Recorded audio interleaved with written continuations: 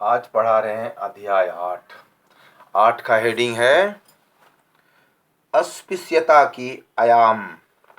है ना? हेडिंग क्या है? अस्पृश्यता की आयाम। है ना? Dimensions of untouchability. अस्पृश्यता के 3 प्रमुख आयाम है। एग्जाम में आएगा अस्पृश्यता की कितने आयाम है। फिर एग्जाम में पूछेगा अस्पृश्यता के आयाम से क्या समझते हैं, अथवा अस्पृश्यता के आयाम का क्या अर्थ है, क्या समझते हैं। कोई परिभाषा लिखिए तो लिखिएगा अस्पृश्यता के 3 प्रमुख आयाम है। मतलब अस्पृश्यता के 3 प्रमुख आयाम है। कौन कौन है? पहला है बहिष्कार या अपवर्जन। पहला है बहिष्कार या अपवर्जन। पहला क्या है? बहिष्कार या अपवर्जन। दूसरा अनादर और अधीनता। दूसरा अनादर और अधीनता। दूसरा अनादर और अधीनता। तीसरा है शोषण।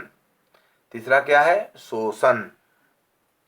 अस्पृश्यता के ये तीनों ही आयाम समान महत्व रखते हैं। तीनों ही समान महत्व इंपॉर्टेंट रखते हैं।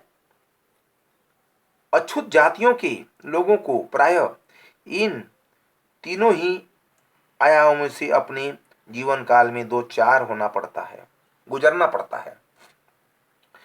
वास्तव में देखा जाए तो अस्पृश्य जातियां तथा कथित निम्न जातियां को जहां शोषण और अधीनता का सामना करना पड़ता है, यानी शोषण का शिकार होना पड़ता है, सामना करना पड़ता है ना?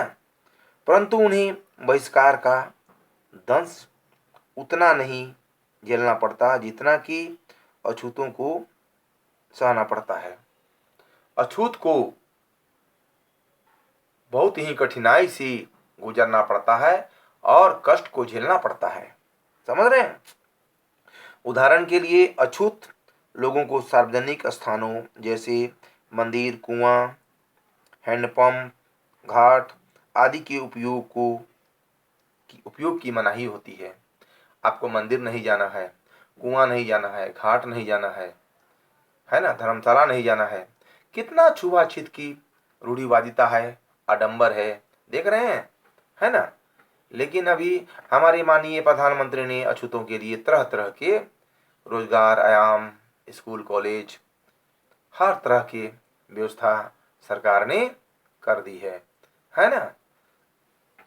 अब देखिए, साथ ही उन्हें अन्य धार्मिक समावेशों, त्योहार, उत्सव आदि में भी भाग लेने पर पाबंदी होती है। कोई भी उत्सव में आप भाग नहीं ले सकते हैं। कोई भी यज्ञ हो वहाँ नहीं घुस सकते हैं, क्योंकि आप से छुआ जाएगा। छुआछूत की भावना है ना? तो देखिए कितना कितना, अब क्या बोला जाए इस शब्द को, है ना? अनादर की भावना। अछूतों को प्रायः द्विज जाति के लोगों द्वारा अपमानजनक व जाति सूचक शब्दों का प्रयोग कर बुलाया जाता है। यानी ये अछूत को जाति शब्द सूचक बोल के बुलाया जाता है। कितना खराब बात है, बताइए। जाति शब्द सूचक बोल के किसी को बुलाया जाता है? नहीं बुलाया जाता है, लेकिन इसको बुलाया जाता है। इसके अलावा उनसे जबरदस्ती सम्मान प्रदर्शित करने वाले कार्य जैसे धार्मिक उत्सव व त्योहार पर बोल नसाई बजवाना, द्विज जाति के लोगों के सामने आने पर पगड़ी उतारना, सिर झुकाकर खड़े रहना, जूते उतारकर हाथ में पकड़ लेना, आर्थिक अधिक साफ सुथरे कपड़े न पहनना आदि बताए जाते हैं। इसके अलावा अछूतों का अत्यधिक आर्थिक शोषण भी किया जाता है। आर्थिक शोषण भी किया जाता है, जैसे बिना मजदूरी के कार्य करना या अन्य अर्थ यानी अन्य अर्थ में बिगाड़ करना। फ्री में काम करवाया जाता है धमका के। गरीबों को, अछूत को शोषण का शिकार होना पड़ता है। क्या होना पड़ता है? शोषण का शिकार होना पड़ता है। इस प्रकार हम कह सकते हैं कि पैराग्राफ चेंज करके लिखना है। इस प्रकार हम कह सकते हैं कि अपमानजनक, अनादर और अधीनता सूचना सूचक शब्दों का प्रयोग और कार्य करना अस्पृश्यता की को एक प्रथा बन चुकी है। यह एक अखिल भारतीय संस्कृति पर प्रघटना है जो संपूर्ण भारत में किसी न किसी रूप में विद्यमान है। देश के विभिन्न भागों में इसे विविध रूपों में देखा जा सकता है। तथाकथित इस रूप में जातियों को पिछड़ी अन्य शताब्दियों से भिन्न भिन्न नाम से पुकारा जाता है। अछूत, चंडाल, डोम, है ना, अत्यज आदि शब्द भाषाई तौर पर अत्यंत अपमानजनक शब्द से बुलाया जाता है। आप देखिएगा कि इस जाति को लोग क्या करता है, अपमानजनक शब्द से बुलाता है, शोषण करता है। कोई शादी हो, ब्याह हो, आपसे काम भी लेगा, मजदूरी भी नहीं देगा। कितना गलत बात है। जो नाई लोग बाजा बजाता है वो बाजा भी बजाएगा तो आप नहा के आइए, अछूत हैं दूर रहिए, बाहर बैठिए। यानी इतना बवंडर है, छुआछूत की भावना है देश में कि क्या बोला जाए। अच्छा, जो अपना मजदूरी कर रहा है उसका भी उसको मुआवजा नहीं दिया जाता है। सोचिए कितना दुखद न्यूज है ना। कितनी कितनी छुआछूत। कोई अगर मंदिर में पूजा करने जा रहा है तो आपको मंदिर के अंदर प्रवेश नहीं करना है। अगर पानी प्यास लग गया तो कुआं में बाल्टी रखा हुआ है ब्राह्मण का, तो बाल्टी को नहीं छूना है, कुआं में नहीं जाना है आपको, है ना। उस कुआं का पानी आपको नहीं पीना है, ध्यान दीजिएगा। यानी उस कुआं में पानी नहीं पीना है। अगर अब छठ की पूजा हो रही है तो छठ घाट नहीं जा सकते हैं। धर्मतारा में कोई फंक्शन हो रही है तो धर्मतारा में फंक्शन में नहीं जा सकते हैं। इतना छुआछूत की भावना। देश में शोषण के शिकार होना पड़ रहा है। अछूत को चंडाल, डोम कह के पुकारा जाता है। कितना गंदा बात है। किसी का जाति सूचक शब्द बोल के पुकारना, उसका शोषण करना। शोषण के विरुद्ध जो अधिकार फंडामेंटल राइट्स में है, किसी को हम धमका नहीं सकते हैं।